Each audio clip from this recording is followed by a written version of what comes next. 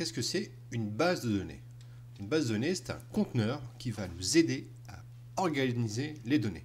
D'accord? C'est là où on va stocker toutes les données pour les organiser, pour mieux les requêter, pour mieux les mettre à jour, pour mieux les supprimer, pour faire aussi des insertions dans cette base de données. Donc ça va être une sorte de centralisation.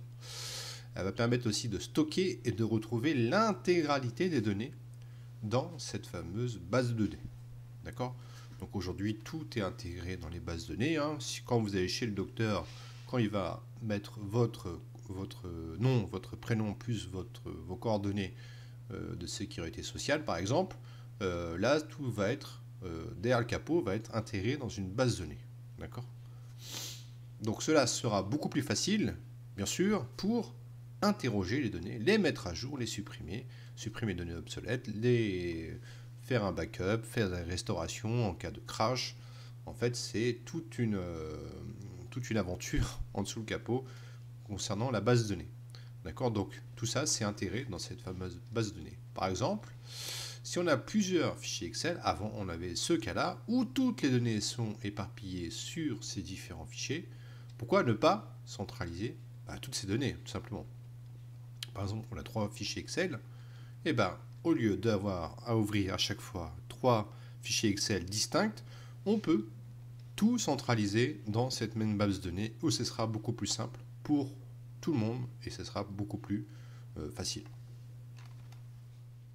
Alors on va voir que sur Postgres, la création et la modification plus la suppression d'une base de données n'est pas très difficile. On va voir que c'est assez simple. Donc pour créer une nouvelle base de données, on va ici aller dans Database, ici, d'accord? On va faire Create Database. D'accord? Donc là, on a une option qui s'affiche. La base, on va l'appeler formation. Ça tombe bien, on fait une formation. Alors, il y a plein de petits onglets qu'on va regarder, mais pas trop en détail parce que c'est pas le but de cette formation. Donc je vous en parle très brièvement. Donc l'owner, c'est le propriétaire à la base de données. Donc là, on a juste un utilisateur pour l'instant qui s'appelle Postgres. Donc pour l'instant, c'est lui qui va être le propriétaire à la base de données.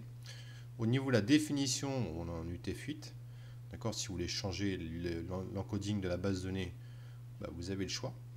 D'accord, donc nous on va rester en UTF-8. Le template, on a les templates ici qui permet de voir sur quel template on peut les créer. On n'en prend pas. Table space, je vous l'ai déjà expliqué, c'est ici. Donc, par où il va stocker les fichiers. La collation, on ne touche pas aussi, on va la laisser par défaut, qui va du latin. Et caractère type aussi, on ne touche pas. Connexion limite -1, ça veut dire que c'est des connexions sur Postgres illimitées. D'accord? Au niveau de la sécurité, on n'y touche pas aussi. On n'a pas encore défini de connexion, en fait, de sécurité pour savoir qui va y avoir accès en lecture, écriture, en suppression et en insertion de cette base de données. Donc ça, on verra ça plus tard. Dans les paramètres, on n'en parle pas. Pour l'instant, c'est pas le rôle. Et SQL, on voit bien la création de la base en Transact SQL. Donc, create database formation, ici, avec l'honneur, en UTF-8, connexion illimitée, -1. D'accord? C'est parti. Ici, on a une nouvelle base qui apparaît, là.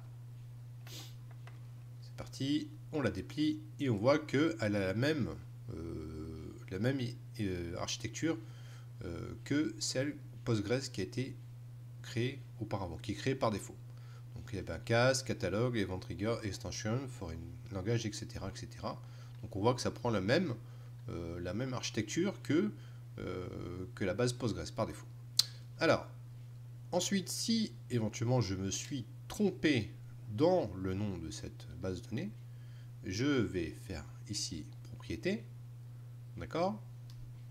Et par exemple, vous voyez que c'est très simple, je vais l'appeler formation 2, et on va que le langage pour renommer une base de données, c'est alter database formation, d'accord?